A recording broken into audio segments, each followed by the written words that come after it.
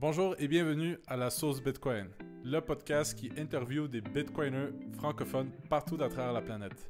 Cette fois-ci, nous voyageons en Afrique car j'ai eu la chance pour le 21e épisode d'accueillir Prince Don. Il s'agit du host du podcast L'Afrique parle Bitcoin. Nous avons discuté de beaucoup de sujets entourant l'économie, la technologie et le Bitcoin en Afrique, et plus particulièrement dans les pays francophones. Souvent, dans les pays occidentaux, on est habitué à seulement voir le Bitcoin comme un outil de spéculation, alors que c'est un tout autre cas d'usage en Afrique, par exemple en ce qui concerne les rémittances et le commerce transfrontalier. Nous rentrons dans beaucoup de détails avec Prince Don dans le podcast, donc j'espère que vous allez apprécier et bonne écoute. Avant de commencer, je suis heureux de vous annoncer que la sauce Bitcoin est maintenant sponsorisée par bitrefill.com. Il s'agit de la destination la plus pratique et la plus simple si vous désirez commencer à vivre votre vie avec votre Bitcoin. Choisissez parmi plus de 8000 cartes cadeaux dans plus de 170 pays payables avec le Bitcoin et le Lightning Network. Utilisez le code LASAUCEBITCOIN pour obtenir 10% de rabais sur votre premier achat à l'ouverture d'un compte. Laissez-moi savoir comment vous appréciez l'expérience.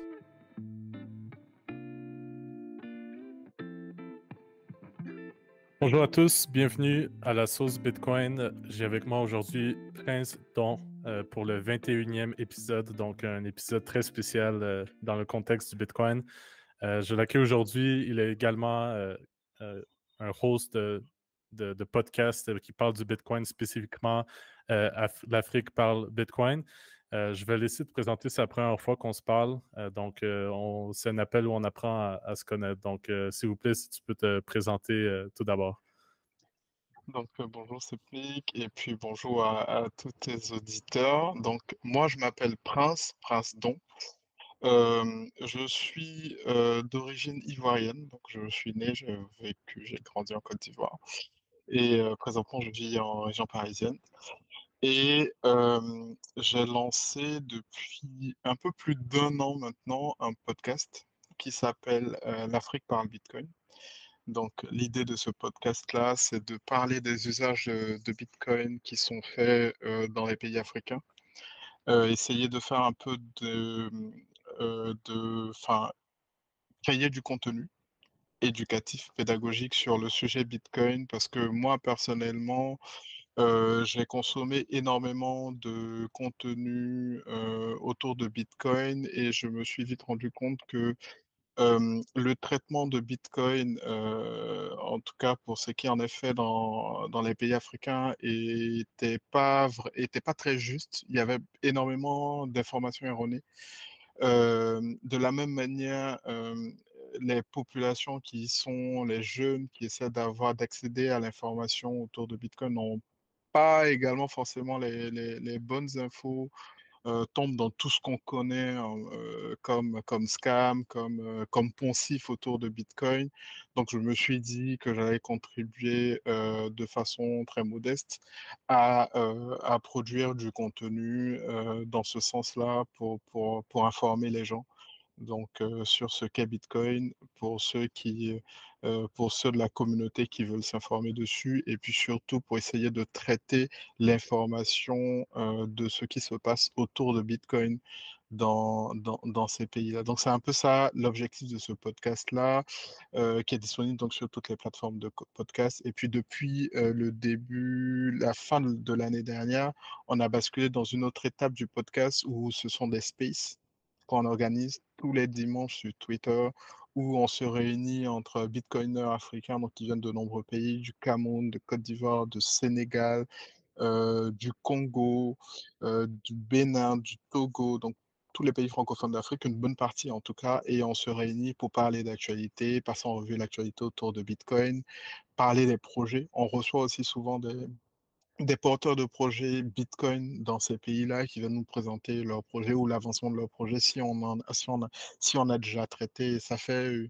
une belle bande de Bitcoiners qui se réunit dans une ambiance chill, bon enfant, tous les dimanches sur Twitter pour bavarder. Voilà.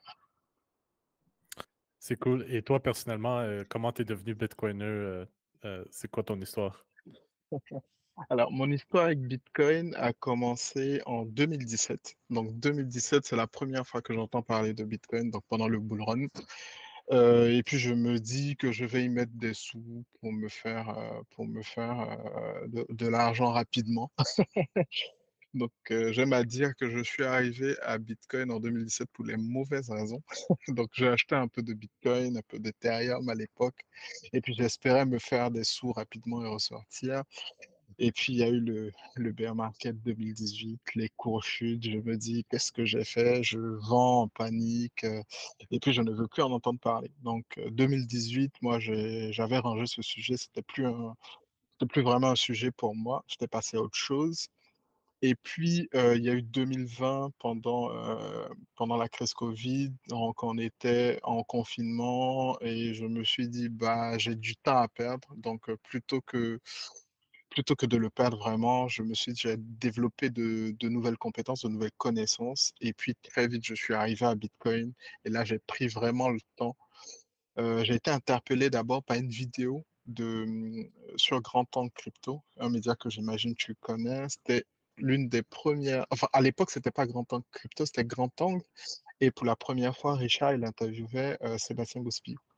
Donc, cette interview-là m'a complètement retourné l'esprit, ce que j'arrivais pas, enfin, je voyais Bitcoin comme étant un simple produit spéculatif, tu vois, qu'on achète et qu'on revend sur un marché, sur des bourses, sur des marchés financiers, et je ne me doutais pas qu'il y avait des problématiques aussi profondes, parce que Seb, c'est un mineur de Bitcoin, donc il parlait des problématiques autour du minage de Bitcoin, et de voir la profondeur des problématiques auxquelles il était confronté, les problématiques de minage, recherche de sources d'énergie, le fait qu'il ait décidé de se mettre à de l'énergie verte, et puis surtout son aventure dans le parc des Virunga.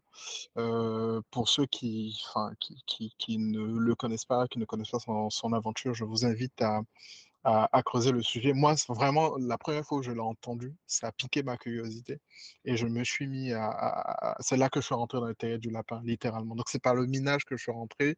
Et puis après, bah, quand tu rentres dans ce truc-là, tu tires les fils, les ficelles, et puis tu découvres d'autres choses beaucoup plus mind-blowing. Et voilà, je pense que c'est à partir de là, que je me suis fait ma conviction de Bitcoiner très vite et que j'ai laissé tomber tout ce qu'il y avait autour. Et j'ai passé énormément de temps à apprendre ce que c'était, à discuter avec des gens, à faire des rencontres. Et puis il y a eu le déclic, il y a eu 2021, pardon, 2022, février 2022, où j'ai décidé de lancer le podcast parce que j'ai vu la communauté, une bonne partie des membres de la communauté, de la diaspora africaine, de façon générale, francophone, qui étaient emmêlés dans une affaire d'escroquerie d'un mec au Cameroun qui testé un Ponzi classique, qui avait viré crypto. Et puis, ça fait énormément de victimes. Puis je me suis dit, bah, enfin, faut qu'on fasse quelque chose, quoi. Je me suis dit que j'allais essayer de produire du contenu pour au moins essayer de préserver un maximum de personnes, enfin, à ma modeste échelle, de ce type de, de ce type d'escroquerie. Donc c'est comme ça a été vraiment un élément déclencheur pour la création de la chaîne, enfin de ma chaîne YouTube, de mon podcast. Ça a été une escroquerie, une arnaque liée aux crypto et qui était vraiment, qui avait touché la communauté, la diaspora, mais pas que la diaspora, même des gens qui vivent dans les pays d'Afrique francophone. Il y en a énormément qui ont été touchés par ce gros scandale-là. Et puis ça véhiculait une image qui n'était pas très, enfin, clairement une mauvaise image des cryptos. Et je me suis dit, bah, il fallait que les gens entendent parler de Bitcoin. Et c'est là que j'ai découvert, je me suis approché de différentes communautés de Bitcoiners dans les pays d'Afrique francophone, mais également anglophone. Et j'ai découvert énormément de belles choses qui étaient faites. Et j'essaie d'en faire la promotion dans mon podcast. Voilà un peu comment j'en suis arrivé là. Super. Je pense que tout le monde a une histoire similaire du moins au début, commencer un peu avec la shitcoinerie et ensuite réaliser au fur du temps. Je pense que c'est très rare de commencer directement avec le Bitcoin. Peut-être maintenant un peu plus, vu que justement, il y a des personnes comme toi qui créent du contenu qui était peut-être moins accessible avant, moins répandu. Mhm, Tu as mentionné le fait que justement, le contexte du Bitcoin en Afrique est un peu différent et ce qui existait sur le marché de point de vue Twitter, éducation n'était pas vraiment adapté. Est-ce que tu peux creuser là-dessus? C'est quoi que tu sous-entends de ce point de vue?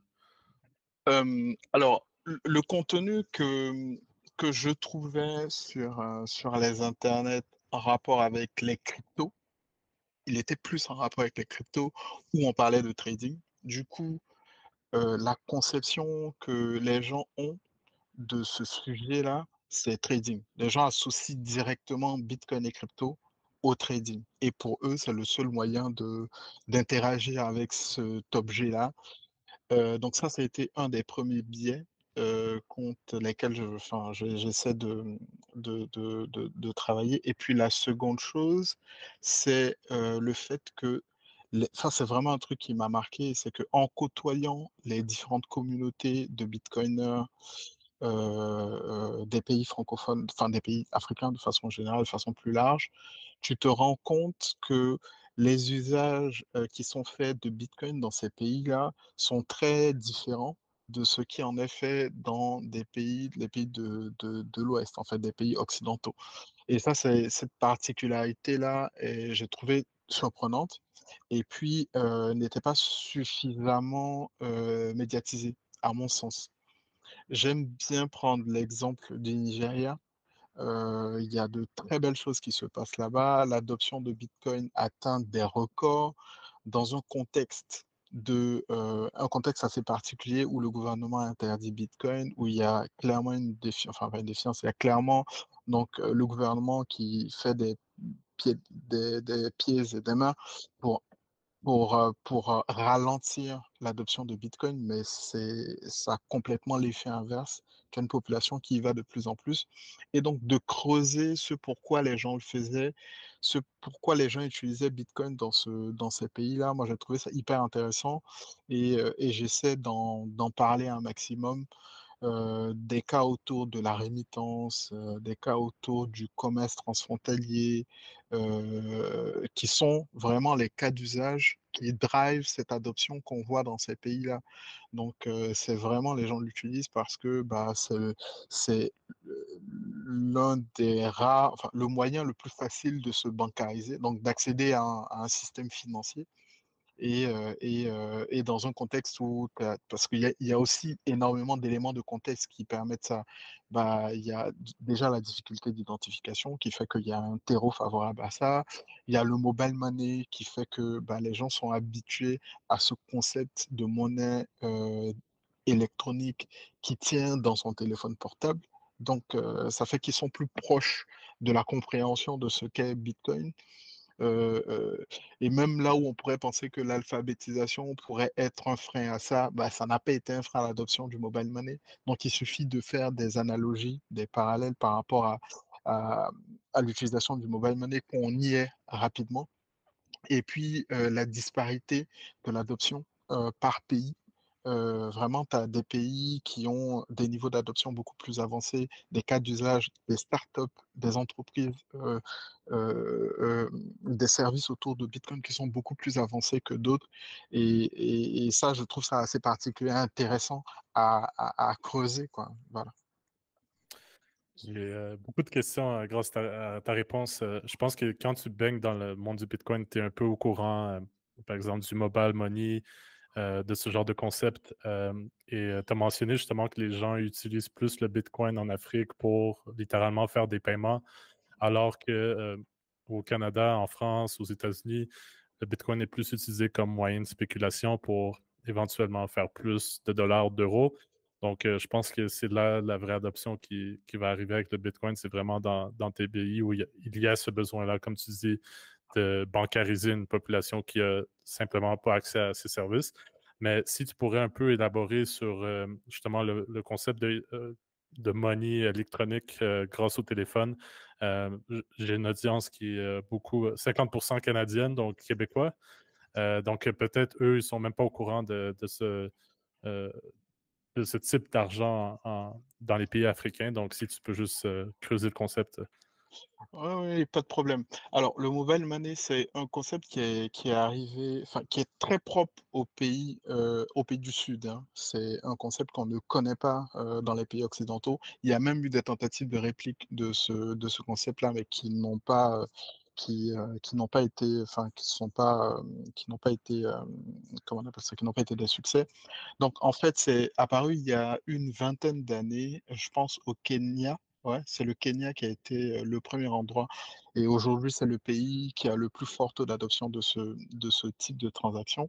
Donc, en fait, c'est de la monnaie électronique qui est liée au numéro de téléphone. Donc, en gros, déjà, première chose à savoir, la téléphonie mobile a eu une percée extraordinaire dans les pays du Sud.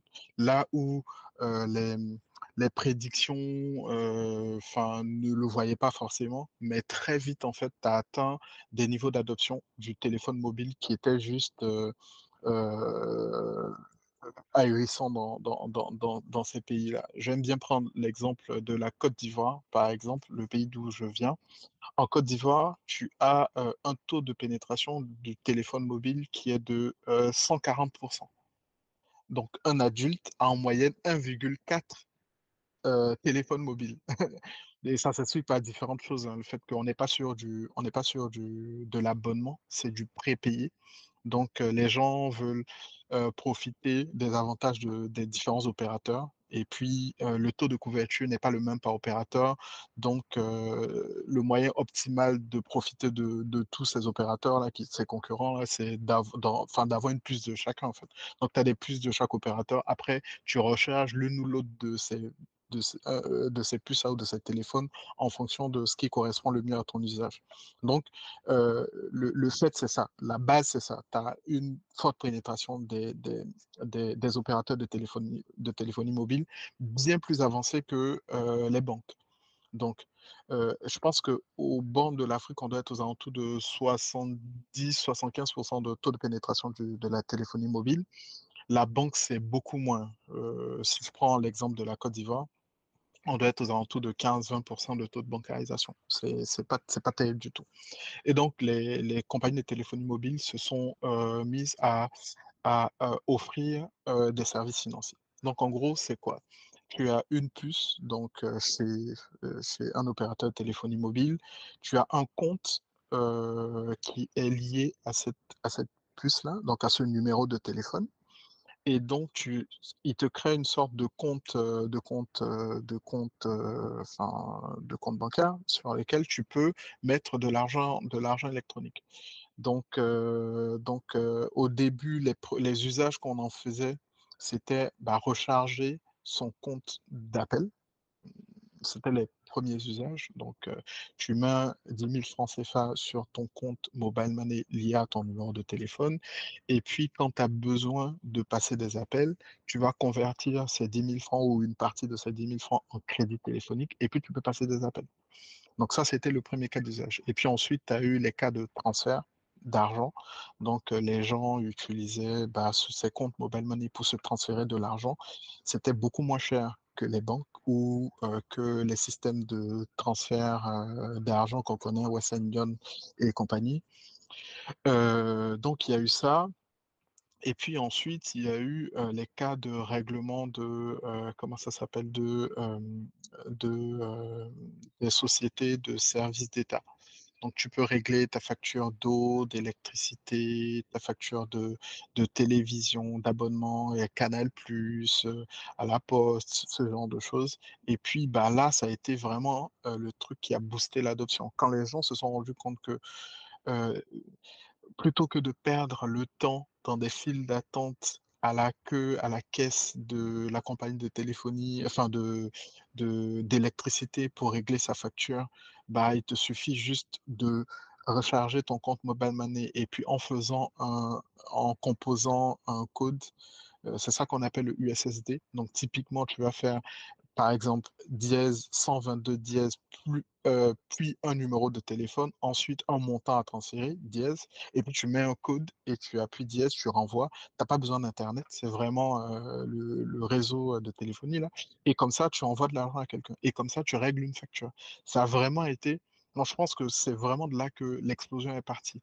Quand ça a permis aux gens de gagner du temps, donc un vrai cas d'usage où tu gagnes du temps, tu gagnes, enfin, tu n'as plus besoin de te déplacer pour régler des factures. Ça a vraiment été l'élément qui a boosté l'adoption. Et puis une autre chose qu'il faut connaître pour comprendre un peu l'essor du mobile money, c'est que les compagnies de téléphonie mobile, ont des réseaux de distribution qui sont mais hyper denses sur le territoire de façon générale. Parce qu'elles passent par des distributeurs qui ont des points de vente, des détaillants, mais vraiment qui avec un réseau qui est très maillé. Donc tu peux retrouver à tous les coins de rue des gens qui ont des petites box qui font cabine téléphonique, donc c'est quelqu'un qui tient une cabine. Tu peux au début, c'était on partait appeler là-bas, tu pars plutôt que ça revenait hyper cher d'appeler de son téléphone directement, donc les gens partaient vers ces gens qui faisaient cabine. Tu appelais pour beaucoup moins cher que d'utiliser, bah, ton téléphone pour appeler et puis ensuite, ils permettent aussi de recharger les comptes des gens et vraiment c'est sur ce réseau de distribution très fort que les opérateurs de téléphonie mobile se sont appuyés pour développer le mobile money. Donc ces petits box-là font office de distributeur finalement. C'est là-bas que tu peux cash in ou cash out. Donc si tu as envie de recharger ton compte mobile money, tu pars vers un de ces distributeurs, tu lui donnes 10, 20, 30 000 et lui, il recharge ton compte mobile money et tu en fais ce que tu veux. Donc ça devient de l'argent électronique, de l'argent numérique. Et à partir de là, tu peux faire tes transactions, soit l'envoyer à quelqu'un, soit régler un marchand, soit régler une facture. Et c'est comme ça que le mobile money a vraiment eu un gros essor. Donc ça fait que tout le monde quasiment utilise le mobile money. C'est devenu un moyen de paiement qui est hyper répandu. Je pense que tu peux aller vers la boutique, la supérette du quartier, tu règles tes courses, enfin, tu finis tes courses, tu demandes: «Je peux régler en mobile money?» Généralement, ils l'acceptent. Ça coûte pas grand-chose et tu fais ton règlement sans avoir besoin de dépenser du cash. Tu utilises de la monnaie, numérique pour faire ta transaction. Donc c'est vraiment ça. Ça a vraiment eu un essor, mais un essor, heu extraordinaire, on va dire, dans les pays du Sud. Donc avec le Kenya, comme je l'ai dit, qui a vraiment été moteur dessus et puis, les pays d'Afrique de l'Est s'y sont mis, les pays d'Afrique de l'Ouest également et puis, bon, il y a certains pays qui restent des exceptions. Il y a certaines zones dans lesquelles le mobile money n'a pas eu une telle percée. La première zone, c'est l'Afrique du Nord. Donc l'Afrique du Nord qui était déjà plutôt mieux bancarisé que les autres pays. Le mobile money n'a pas eu le même essor là-bas. En Afrique du Sud également, pareil, tu as pas une forte pénétration du mobile money. Et puis tu as d'autres pays dans les autres zones, comme le Nigeria par exemple, qui est un pays dans lequel bah, le mobile money également n'a pas eu une grosse percée, notamment parce que l'industrie bancaire là-bas est très forte. Donc au Nigeria, l'industrie bancaire, c'est la deuxième la plus grosse industrie du pays derrière l'industrie pétrolière. Et donc, ils ont un lobby extrêmement fort. Et donc, ils ont la banque, enfin, les banques, de façon générale, ont fait pression sur les opérateurs de téléphonie pour ne pas qu'elles lancent, enfin, en tout cas, pour qu'elles lancent le plus tard possible ce type de service. C'est que ces dernières années que le mobile money au Nigeria, par exemple, est en train de monter. Mais dans les autres pays d'Afrique de l'Ouest, par exemple, et les pays francophones, le mobile money a eu une très belle percée. Fascinant. Et j'imagine aussi, grâce à ça, le Bitcoin est un peu moins étrange pour les pays où justement le mobile money a été adopté. C'est comment que le Bitcoin vient se greffer au système déjà existant? Est-ce que ça va le remplacer ou ça va se complémenter? J'ai vu aujourd'hui, tu connais probablement Manchukura, non, pardon, Match c'est ça. Machankura, Mhm. que tu peux faire des recharges euh, avec une. Parce que moi, je travaille à Bitrefill et ils viennent de lancer une fonctionnalité où tu peux acheter des recharges Bitrefill grâce à travers WhatsApp. Je vois ça comme des systèmes qui peuvent se complémenter, mais je me demande comment toi tu le vois. Ouais, c'est exactement ça. En fait, comme je l'ai dit, hein, les cas d'usage qui drivent l'adoption de Bitcoin dans les pays africains, c'est rémittance, donc des gens de la diaspora, par exemple, qui envoient de l'argent à leur famille restée au pays, ou des travailleurs expatriés qui renvoient de l'argent vers leur famille. Tu as également le commerce transfrontalier qui a un très gros cas d'usage, parce que tu as des pays dans lesquels tu as un contrôle des capitaux qui est très fort. Donc, je prends l'exemple du Ghana, par exemple. C'est un pays dans lequel tu ne peux pas faire de transfert Western Union en sortie du pays. Donc, pareil, si tu veux faire des transferts bancaires, il y a énormément de paperasse, c'est hyper compliqué. Pareil, au Nigeria, par exemple, tu as une enfin, jusqu'à récemment, tu avais une grosse restriction sur les sommes que les banques, enfin, sur les dollars que les banques pouvaient vendre. Donc, les gens dans ces pays-là ont difficilement accès à des devises étrangères pour pouvoir faire des transactions financières avec des partenaires hors du pays. Tu vois. Donc, quand tu es dans ce contexte-là, Bitcoin s'avère être une solution pratique. Donc, il suffit de trouver quelqu'un qui te convertit ta monnaie locale en Bitcoin. Ces Bitcoins-là, tu les envoies à ton partenaire d'affaires et lui qui charge à lui de convertir ces Bitcoins dans sa monnaie locale. Donc, ils utilisent Bitcoin comme rail de paiement. Et ça, c'est vraiment une des choses qui a drivé l'adoption, notamment au Nigeria. Tu vois, aujourd'hui, quand on parle enfin, les statistiques du taux d'adoption varient, hein, dépendamment des études. Certaines annoncent 20%, d'autres 30%, les plus optimistes même parlent de 40% de taux d'adoption de Bitcoin au Nigeria. Tu as du 20% dans d'autres pays, au Kenya, en Afrique du Sud.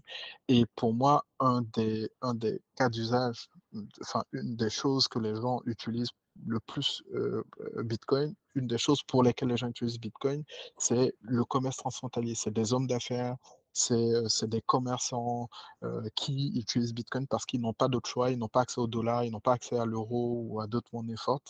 Et bien sûr, leur fournisseur ne va pas accepter du Naira. Enfin, ou du CD qui est la devise du Ghana. Donc, ces personnes vont accepter du Bitcoin ou des stablecoins même, souvent pour réaliser des transactions. Et donc, donc, comme je le disais, le fait que les gens soient familiers à la monnaie numérique avec le mobile money fait que c'est pas très loin le chemin qu'ils ont à parcourir pour comprendre comment utiliser Bitcoin. Et puis, en face de ça, tu as les défis, les contraintes. C'est la volatilité de Bitcoin, c'est trouver des plateformes on-off-ramp, avoir des wallets qui sont plus adaptés. Et c'est pile dans ce créneau-là que tu as tous ces entrepreneurs africains qui sont en train de développer des solutions qui sont adaptées au contexte, comme Machankura dont on vient de parler, qui surfent sur une manière d'utiliser le mobile money. Parce que le mobile money, dans sa forme originelle, est utilisé via la technologie USSD. Donc, comme je l'ai dit, là, tu composes une suite de nombres et tu envoies, ça valide ta transaction. T'as pas besoin d'Internet. Et puis bon, dans la suite, les opérateurs ont développé des applications mobiles qui fonctionnent avec Internet que tu peux utiliser pour faire le mobile money. Donc, l'idée de Machankura, c'est d'utiliser la logique USSD pour pouvoir envoyer et recevoir des Satoshi. Et donc, c'est une idée qui est juste géniale, qui utilise une technologie qui est très répandue, à laquelle les gens sont habitués et tu greffes Bitcoin dessus et tu permets aux gens de booster l'utilisation. Il y a d'autres exemples. Tu parlais de Bitrefill. Il y en a un autre, Azteco, qui lui, eux, c'est des vouchers qu'ils utilisent. Ça aussi, c'est une idée qui, qui matche bien avec des habitudes de consommation des pays du Sud parce que les opérateurs de téléphonie mobile, avant, ce que j'ai dit, c'est du prépayé. Donc, on était habitué à acheter des cartes de recharge. Donc, enfin, ils vendaient des vouchers, littéralement, que tu utilisais pour recharger ton compte de mobile money. Donc, les gens ne sont pas étrangers au concept de voucher Bitcoin. Donc, tu achètes un voucher et ça te permet de recharger du Bitcoin, donc d'acquérir du Bitcoin sur ton wallet. Donc, ça, c'est des idées enfin, c'est des entrepreneurs qui ont lancé des produits en lien avec Bitcoin qui cartonnent. Et puis récemment, ce dont tu as parlé là, WhatsApp a eu une utilisation, a eu également un fort taux de pénétration en Afrique. Je pense que c'est un des, c'est un des moyens d'information privilégiés des populations.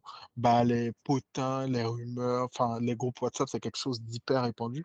Et pour illustrer un peu ça, je pense que l'un des moyens les plus répandus, les plus utilisés pour acquérir du Bitcoin, c'est c'est pas les plateformes d'échange. C'est pas les plateformes d'échange n'ont fait leur entrée sur le marché africain que ces cinq, 7 dernières années. Mais il y a toujours eu une utilisation de crypto et de Bitcoin bien avant ça. Mais ceux qui faisaient le marché, c'était des vendeurs qui rentraient en contact avec leurs clients via WhatsApp. Tu as des groupes WhatsApp, des groupes Telegram, Signal. Tu as des groupes de dizaines de milliers de personnes. Moi, j'ai intégré plusieurs de ces groupes-là pour voir un peu comment ça fonctionne. Et c'est comme ça que les gens s'échangeaient des bitcoins. Donc, dans ces groupes-là qui étaient vraiment des communautés organisées et tout, tu avais une sorte de... Tu avais des gens qu'on appelle des vendeurs certifiés. Donc, c'est vraiment des gens qui vont vous proposer des cryptos.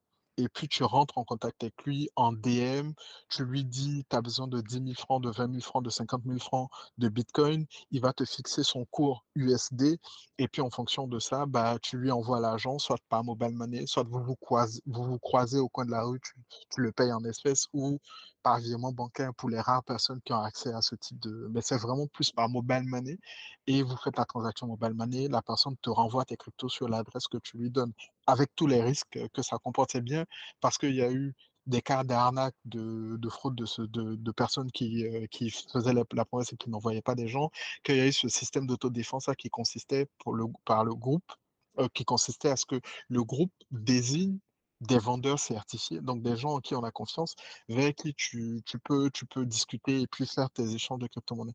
Donc ça, et jusqu'à présent, ça reste très prégnant en fait. Des groupes de 50 000 personnes, des groupes Facebook de centaines de milliers de personnes et dans lesquels les gens ils s'échangent des cryptos comme ça. Et donc, WhatsApp est beaucoup utilisé. Et j'ai trouvé ça vraiment génial que Machon Koura aussi a fait ce move-là de permettre à ce que les gens puissent s'échanger des bitcoins via WhatsApp.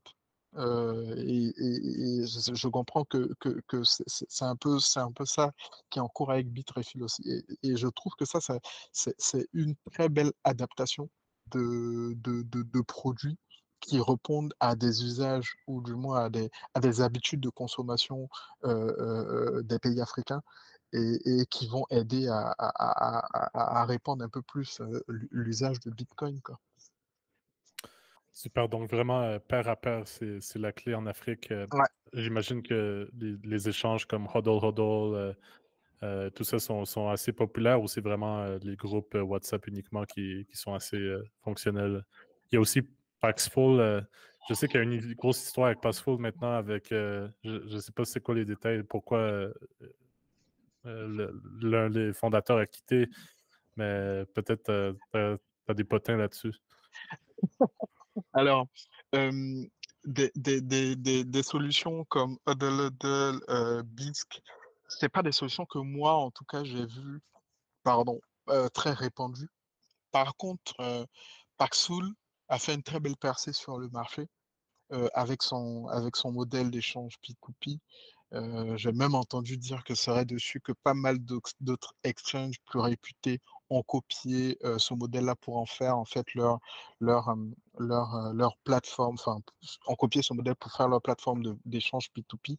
Donc Paxful a eu beaucoup de réussite parce que Paxful a un peu copié ce modèle-là, donc d'échange P2P qui se font avec des vendeurs certifiés, mais là où bah, enfin, c'est Paxful ou ces autres exchanges qui se mettent en garant, non seulement pour authentifier, pour certifier des vendeurs, mais également se pose en escrow, donc pour bloquer les fonds le temps que les différentes parties, enfin la première partie confirme la réception de l'opération, et puis ensuite les cryptos, les bitcoins sont débloqués vers le compte de celui qui achète ou de celui qui vend. Donc ça a rajouté en fait de, de la confiance, je vais dire, un peu plus de garantie dans le processus, mais ça centralisait un peu plus les choses. Mais bon, n'empêche que ces différents modèles d'acquisition, d'échange de Bitcoin et de crypto existent malgré tout. Donc aujourd'hui, tu as de plus en plus, donc les plus grosses plateformes d'échange ont fait une grosse percée sur le marché également, sont de plus en plus présentes, mais tu as aussi la limite, c'est que ces exchanges ont les obligations, enfin du fait des obligations réglementaires, notamment KYC, bah, ça représente une limitation. Parce que comme je le disais, un des éléments qui a fait que la bancarisation, les banques n'ont pas percé sur ces marchés-là, c'est aussi le problème d'identification. Il y a un gros problème d'identification sur le continent. Je pense que c'est environ un peu moins de 50% de la population n'a pas de pièce d'identité. Donc ça c'est un problème. Je veux dire, c'est une difficulté, on va dire. Et donc, enfin, comment tu surmontes cette difficulté-là? Ben, c'est en faisant du P2P. Tu n'as pas besoin de faire du KYC, tu, euh, tu fais du P2P et ça, c'est une des raisons pour lesquelles bah, ça perce autant, en fait. Parler aussi d'autres cryptos. Est-ce que c'est purement Bitcoin ou il y a aussi la présence de stablecoin qui, j'imagine, entre deux fournisseurs qui vont vouloir s'échanger de l'argent entre deux pays différents, la stabilité d'un stablecoin peut plus les rassurer que le Bitcoin ou d'autres cryptos. C'est quoi la division là-dedans? Alors, si on part du principe, comme je l'ai dit, que les usages qui en sont faits, les gens, ils ont besoin de faire des transactions. Donc, ils cherchent ce qui est plus pratique pour les transactions. Donc, indéniablement, Bitcoin est le meilleur réseau qui permet de faire ces échanges-là de façon facile, de façon incensurable et tout. Enfin, après, le sujet de décentralisation et d'incensurabilité n'est pas forcément le sujet, c'est plus praticité de faire la transaction. Et puis, bah, Bitcoin, c'est le top of mind. Quand tu parles de crypto à quelqu'un, il pense Bitcoin avant. Donc, il y a plus de chances que la personne en face accepte Bitcoin avant tout. Tu vois. Maintenant, après, les inconvénients de Bitcoin, il y a la volatilité, effectivement. Donc, il y a certains pays dans lesquels bah, la volatilité de Bitcoin, bah, ça leur fait pas peur parce qu'ils ont une monnaie qui est plus volatile que Bitcoin. Quand tu prends le CD qui a eu 50% d'inflation en 2022, la volatilité de Bitcoin, c'est rien, quoi. Je veux dire, pareil pour le Naira, c'est un pays qui a des inflations à deux chiffres depuis 10-15 ans. L'année dernière, ils ont eu quoi, 19% d'inflation. Donc la volatilité de Bitcoin là-bas, ça leur fait moins peur, tu vois. Par contre, tu auras d'autres contextes dans lesquels bah, les gens sont sensibles à la volatilité, donc ils auront plus tendance à utiliser des stablecoins. Donc les stablecoins ont également, sont beaucoup plus utilisés dans ces pays parce que bah, ça reste quand même le dollar reste une monnaie beaucoup plus forte, beaucoup plus stable que les monnaies locales. Donc, pour des gens qui sont un peu plus frileux quant à la volatilité de Bitcoin, bah, elles utilisent des stablecoins en fait pour réaliser des transactions. Donc, vraiment, les gens utilisent ce qui est le plus pratique pour faire des transactions. On n'est pas sûr de euh, conservation de l'épargne en espérant que ça prendra de la valeur. Il y en a, mais c'est pas forcément l'utilisation qui est la plus répandue, quoi. C'est plus moyen d'échange. Donc, on l'utilise pour faire des transactions en one-off et puis voilà, quoi. Je comprends. Peut-être tu veux parler brièvement du franc CFA. Je sais que la Côte d'Ivoire euh, fait partie de ce réseau et je pense qu'il y a beaucoup d'Africains qui veulent y mettre fin d'une certaine manière. Puis beaucoup de personnes ne se rendent pas compte de c'est quoi. Donc peut-être tu veux en parler. Est-ce que le Bitcoin est aussi un argument pour essayer de renverser ce monopole? C'est quoi les grandes lignes sur ce sujet? Peut-être c'est un sujet trop grand pour l'instant. Ouais, c'est un sujet qui est très touchy et qui a tendance à polariser le débat dans nos communautés. Tu as des gens qui sont fervents défenseurs du franc CFA. Généralement, les gens qui sont proches des pouvoirs en place, étrangement. Et puis, tu as des anti-CFA, généralement des gens de l'opposition, étrangement. Et j'ai toujours trouvé, bah, enfin, pour ceux qui savent pas ce que c'est que le franc CFA, donc franc des colonies françaises africaines à la base, maintenant c'est devenu franc de la, enfin, le CFA, c'est plus colonie française d'Afrique, c'est devenu communauté francophone d'Afrique. Donc par un petit jeu de, bref. Et donc c'est une monnaie qui réunit deux zones monétaires. Donc tu as l'UMOA, donc l'Union économique et monétaire ouest-africaine, et tu as la CEMAC, euh, l'Union économique d'Afrique centrale. Donc c'est en tout, je pense, 14 ou 15 pays qui partagent cette monnaie. Et c'est une monnaie qui a la caractéristique d'être arrimée à l'euro. Donc en fait, tu as un taux de change unique. Donc c'est 1 euro vaut 655. 655,934, je pense, francs CFA. Donc depuis un moment, je sais plus exactement combien d'années, on a ce taux de change fixe là qui existe. Et bien évidemment, il y a d'autres contraintes administratives du fait, par exemple, le fait que bah, les réserves de change, une partie sont conservées à la Banque de France, les billets sont imprimés par la Banque de France, la Banque de France siège au conseil d'administration, enfin, à l'administration des deux banques centrales. Donc, il n'y a aucune décision qui se prend sans l'aval de la France, avec plein d'autres incongruités liées à cet état de fait-là. Et de plus en plus, ces dernières années, tu as la grogne qui monte dans les pays qui partagent le franc CFA, des volontés de se défaire de cette monnaie. Donc les gouvernements ont initié, enfin il y a eu différentes initiatives, notamment la plus connue, c'était celle de s'associer avec les pays leaders d'Afrique de l'Ouest. Donc j'entends par là le Nigeria. Au passage, le Nigeria, c'est la première économie d'Afrique. Ils ont surpassé l'Afrique du Sud il y a quelques années. Et c'est le C'est pays avec la... 200 millions de personnes, c'est beaucoup, Et ouais. puis, exact. Et c'est la population, la plus forte population d'Afrique, le Nigeria. Donc c'est vraiment un mastodonte.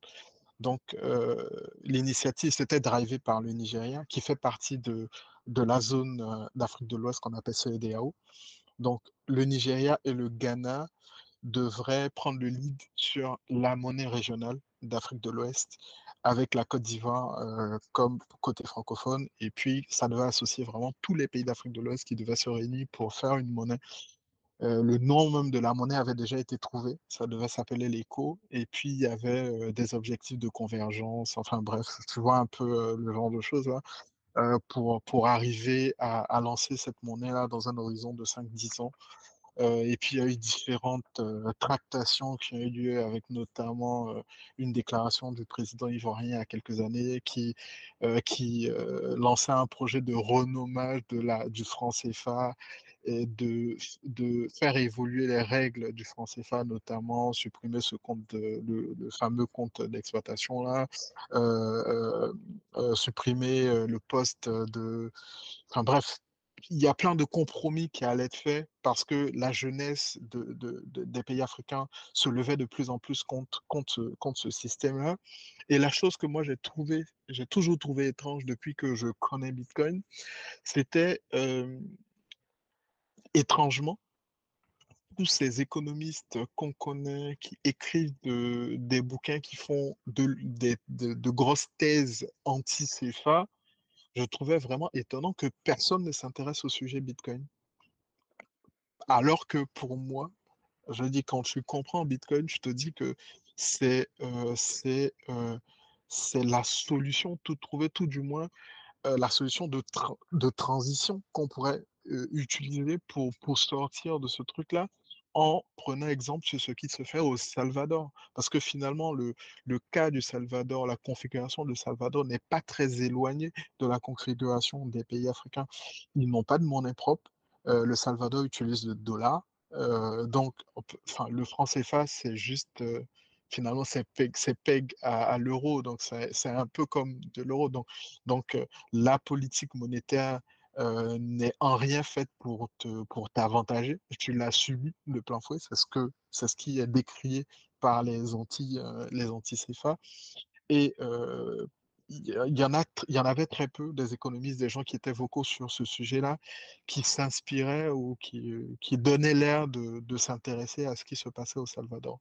Après, on a tous été surpris quand la République centrafricaine, qui est un pays qui fait partie de la zone CFA, a annoncé faire de Bitcoin monnaie légale. Bah, nous, on s'est dit, enfin, je dis les Bitcoiners, on s'est tous dit, mais enfin, quelqu'un qui a compris, d'autant plus que le président pardon, de la Centrafrique, mathématicien de son État, semblait, enfin, à travers les tweets qu'il faisait, semblait montrer une compréhension profonde de ce qu'était Bitcoin et de l'opportunité que Bitcoin pourrait représenter pour son pays.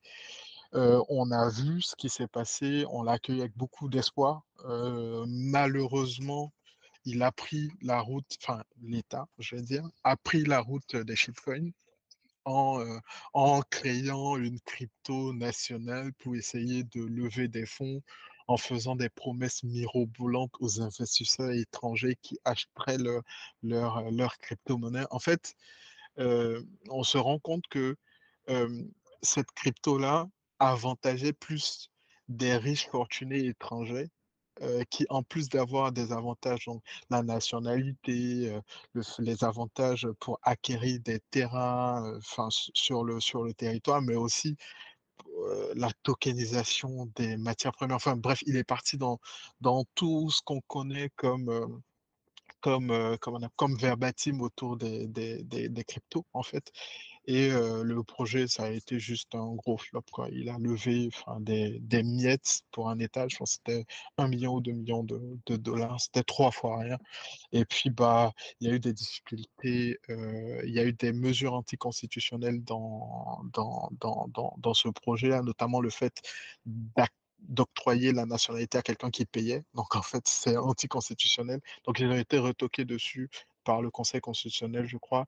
Et puis, il y a eu aussi énormément de résistance venant naturellement, les institutions de la zone économique qui ne voyaient pas d'un bon œil en fait le fait que bah, quelqu'un vienne faire une brèche dans cette règle, dans ce système-là en proposant du Bitcoin, on va dire de façade, parce que finalement c'est la crypto nationale qu'il voulait promouvoir derrière. Donc, donc c'est un peu ça. C'est vraiment dommage que, que les gens ne profitent pas plus de ce sujet-là. Mais en même temps, Bitcoin a été fait pour le peuple, quoi. Je veux dire, une adoption qui est apportée par les autorités, c'est pas forcément l'idéal, c'est pas forcément la meilleure. C'est pour ça que le cas du Nigeria, moi, je trouve extrêmement intéressant. Tu as le pays qui a interdit Bitcoin, qui a lancé même son CBDC, voyant que l'interdiction ne faisait absolument pas effet, mais les gens, ils continuent d'utiliser Bitcoin parce que dans les faits, c'est beaucoup plus facile pour eux de réaliser certaines transactions dans un certain contexte avec Bitcoin qu'avec le Naira. D'autant plus que le Naira se dévalue, d'autant plus que tu as énormément d'autres éléments de contexte qui font que bah, les gens ils y vont, quoi. Ils n'attendent pas que le gouvernement donne son OK ou que le gouvernement adoube un certain projet, une certaine initiative, quoi. Bitcoin a été fait pour ça. Super. J'allais dire le même commentaire que ça nous prouve que l'adoption du haut, ça ne fonctionne pas. Ça doit vraiment provenir d'un besoin criant de la population. Et comme ça, tu n'as pas besoin de passer des lois ou quoi que ce soit. Ça se fait naturellement. J'ai encore quelques petites questions. Je ne vais pas te prendre trop de ton temps. Tu as parlé de certains pays qui sont plus favorables ou qui sont plus avancés dans l'adoption du Bitcoin ou dans la création de start-up pour régler des problèmes spécifiques. Peut-être tu as des mentions spéciales de certains pays. Je sais qu'il y a aussi une grosse conférence au Sénégal, je crois, et une autre, j'ai oublié où. Donc, c'est où les hotspots pour l'adoption du Bitcoin? Par exemple, si quelqu'un voudrait visiter en Afrique, d'un autre pays, c'est où qu'ils devraient aller pour voir ce qui se passe? Alors après ça dépendra des objectifs de la personne. Je dis, si tu as envie de voir, l'adoption par le peuple, je veux dire, venant du bas, c'est clairement le Nigeria. C'est clairement le Nigeria où ça foisonne, où les gens y vont, où du coup, tu as une communauté, une forte communauté qui est née, tu as de grosses initiatives qui sont en cours, donc des startups, tu as des initiatives comme des programmes de formation de développeurs Bitcoin. C'est une initiative que je trouve hyper intéressante qui s'appelle Kala Africa. Donc, c'est des Bitcoiners nigérians qui ont ouvert, je pense que c'est une des premières écoles hein, de formation de Bitcoiners de développeurs Bitcoin Core et Lightning au Nigeria. Donc, ils lancent des campagnes des campagnes. Enfin, ils essaient de ratisser vraiment large autour dans toute l'Afrique dans des développeurs qui veulent se former à Bitcoin. Donc, à le Nigeria. Après, si on veut parler adoption beaucoup plus corporate, à l'Afrique du Sud. L'Afrique du Sud, c'est vraiment le pays où les lois sont le plus favorables à l'utilisation de Bitcoin. Donc, Bitcoin est toléré dans le pays. Donc, enfin, il y a une loi qui a statué dessus. On n'est pas sur une zone grise comme en Afrique francophone où tu as juste rien dessus. Euh, il y a un flou juridique, donc enfin, les gens savent pas trop sur quel pied danser. Donc, c'est hyper compliqué de lancer des initiatives, des projets autour de Bitcoin, des, enfin, des entreprises autour de ça. Mais en Afrique du Sud, tu as beaucoup plus de. Enfin, c'est beaucoup mieux cadré. Tu verras par exemple que tu as eu de grosses nouvelles là, qui venaient d'Afrique du Sud, notamment le fait que la deuxième plus grosse chaîne de restaurants du pays s'est mis à accepter Bitcoin en fait en Lightning. Donc c'est bien parce que tu as un cadre légal là-bas qui est beaucoup mieux établi, qui permet que des initiatives de ce type-là puissent prospérer. Donc l'Afrique du Sud, vraiment au niveau... enfin, et puis tu as également aussi beaucoup de startups autour de ce sujet qui viennent d'Afrique du Sud.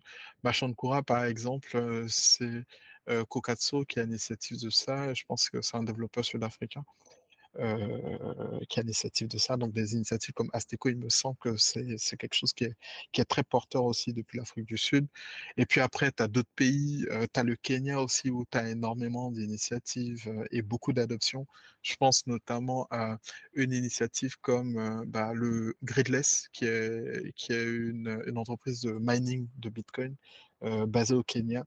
Donc, eux aussi sont en train d'ouvrir plusieurs opérations dans plusieurs pays d'Afrique. En commençant par le Kenya, ils utilisent des petites unités de production d'énergie hydro pour miner du Bitcoin. Et puis après, tu as les différentes communautés qui sont vraiment par pays. Donc, tu as l'initiative au Sénégal, donc c'est Bitcoin Sénégal. Donc, eux, ils ont lancé depuis l'année dernière une conférence, donc ça s'appelle Dakar Bitcoin Days. Donc, c'est une conférence Bitcoin Only, une des premières qui s'est déroulée dans ce pays-là. Tu as le Ghana aussi où tu as énormément d'initiatives. T'as une communauté qui essaie de faire une sorte d'économie circulaire Bitcoin. Donc ça s'appelle Bitcoin Coris au Ghana.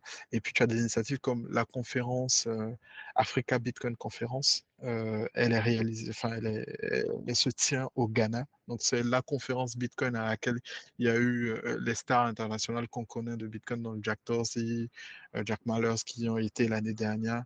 Donc c'est une conférence qui a lieu en décembre. Je pense que la prochaine édition aura lieu début décembre 2023. Et puis, bah, tu as d'autres communautés. Tu as une communauté d'économie circulaire Bitcoin au Cameroun aussi, qui s'appelle Bitcoin Mountain. Donc, tu as Bitcoin Dada, je pense que ça doit être au Kenya. Donc, tu as plusieurs communautés qui essaient de réaliser des économies circulaires Bitcoin. Et puis, il y a une foison d'autres initiatives autour. Il y a par exemple une initiative que j'aime bien, ça s'appelle le nom m'échappe, mais en fait, c'est une initiative qui vise à traduire, donc, par exemple, les mots de récupération, hein. donc la librairie de mots de récupération, donc BIP, c'est BIP 39, je crois, l'a converti dans les langues locales, donc en Swahili, en Lingala, en Wolof par exemple. Donc converti ça dans des langues locales pour faciliter bah, l'utilisation par des personnes qui sont pas forcément, qui ne comprennent pas bah, l'anglais ou le français d'autres langues officielles, quoi.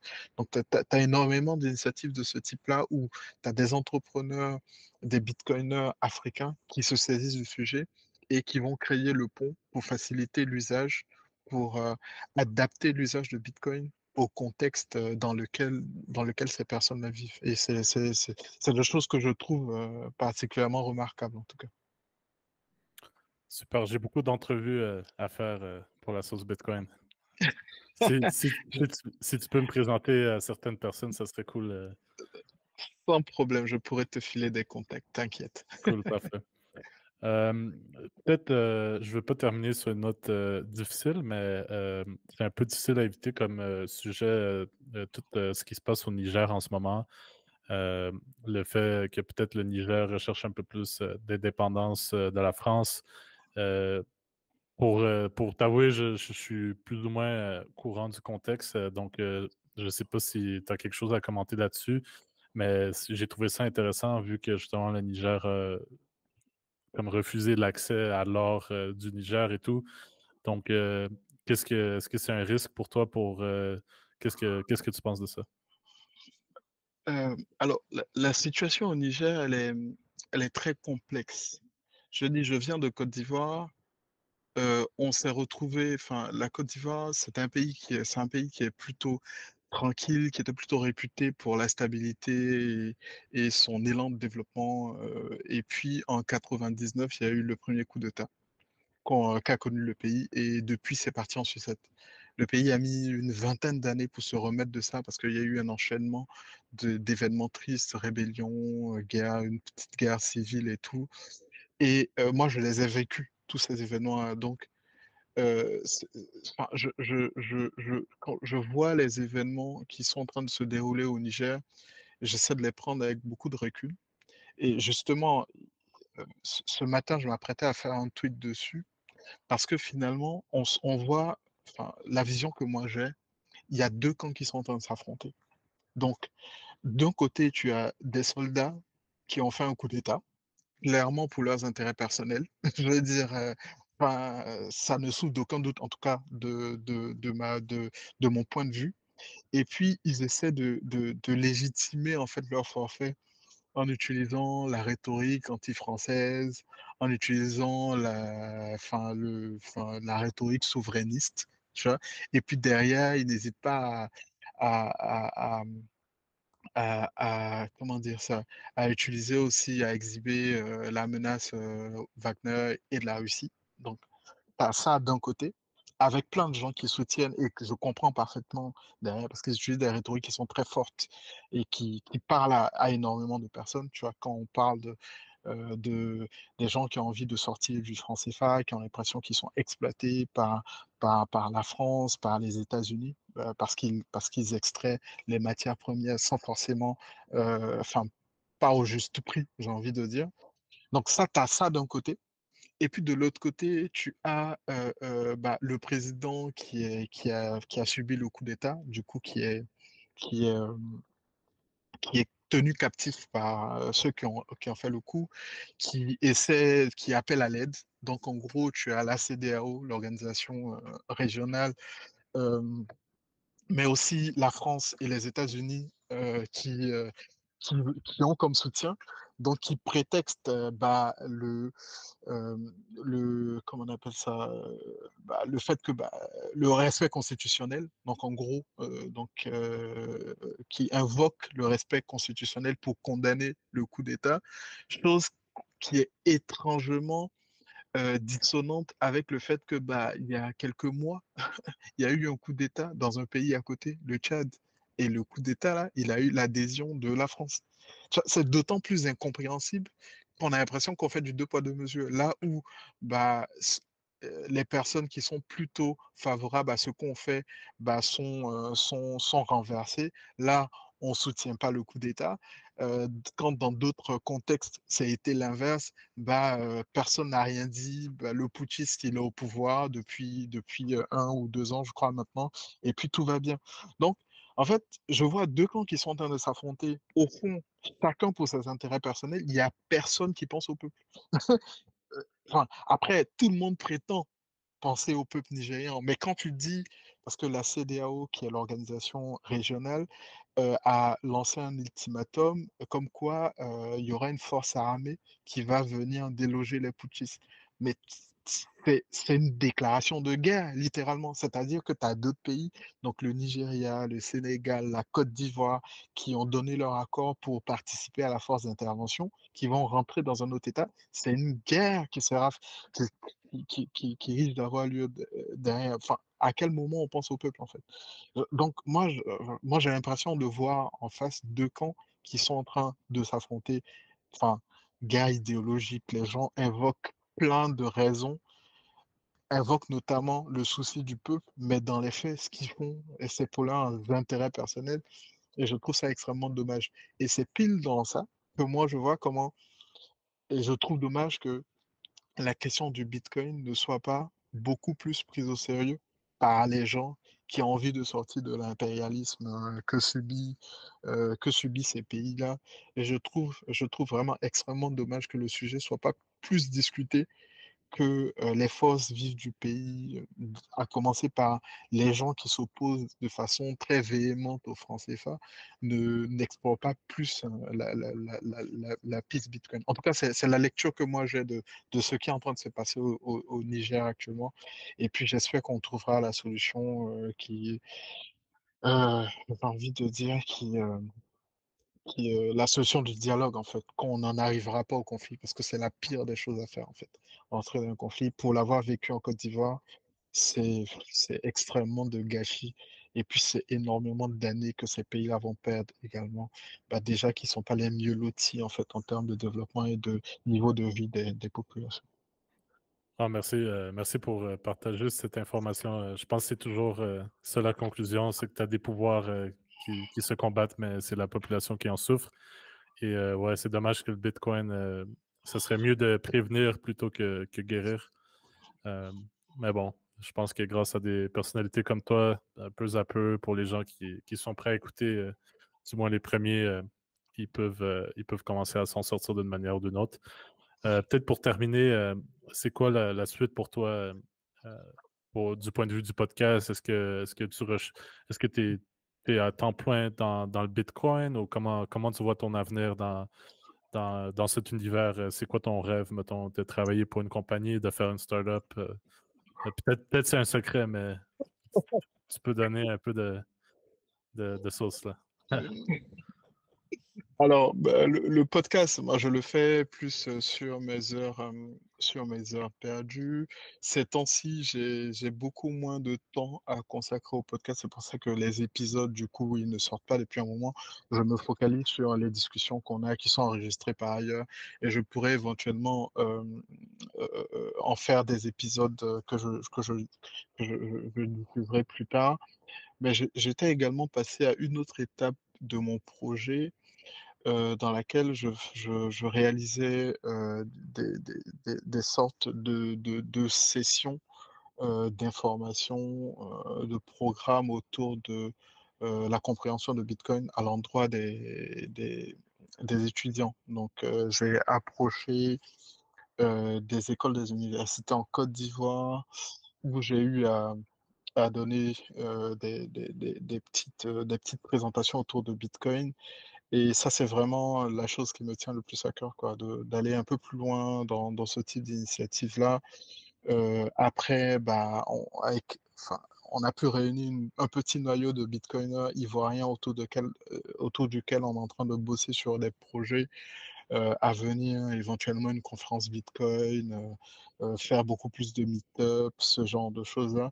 Donc c'est vraiment ce type d'initiative. Et puis bon, on recrée pas la roue, quoi. C'est comme ça que les choses sont déclenchées, que les communautés sont lancées avec des rencontres, avec des sessions, avec des conférences. Et c'est vraiment cette dynamique-là dans laquelle on est. Donc le podcast, il demeurera après, peut-être en changer, enfin, comme je l'ai dit, l'adapter par rapport à la forme actuelle dans les faits qu'il a. Et puis vraiment axer la partie formation, euh, formation plus orientée vers la jeunesse, vers des étudiants, vers des écoles. Euh, et puis voilà quoi pour l'instant. Super, en espérant qu'on va pouvoir refaire un épisode dans quelques mois pour faire un update au niveau de tes projets. Pas de Peut-être problème. peut-être un mot de la fin, une quote, un conseil rapide pour terminer l'épisode.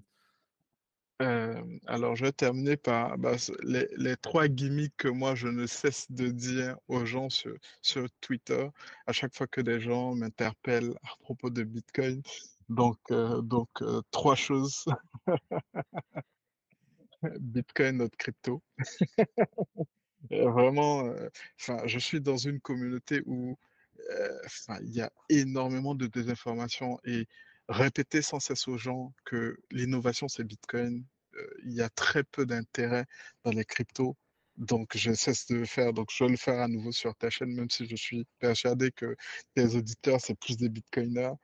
Ensuite, il y a stay humble, Stacksat. Donc, rester humble, ne pas se surexposer, ne pas trader, accumuler tout doucement ses stats avec des DCA. Il y a énormément de solutions quasi sur le marché. Je pense, pour moi, c'est l'une des manières les plus sûres de s'exposer, de s'exposer à Bitcoin. Donc c'est généralement ces conseils-là j'ai l'habitude de donner aux gens. Et puis ensuite, not your keys, not your Bitcoin. Donc, conserver ces Bitcoins dans un portefeuille pour lequel on détient les clés privées. Il n'y a que ça de sûr, en fait. Super. Donc, merci pour cet épisode. Je pense que c'était très intéressant. Je pense qu'on pourrait plonger bien plus dans tous les sujets qu'on a parlé. Mais pour l'instant, c'est une très belle introduction. Donc, merci à toi, Prince Don. Donc, à la prochaine. Merci à toi et puis bonne soirée. Salut à tous.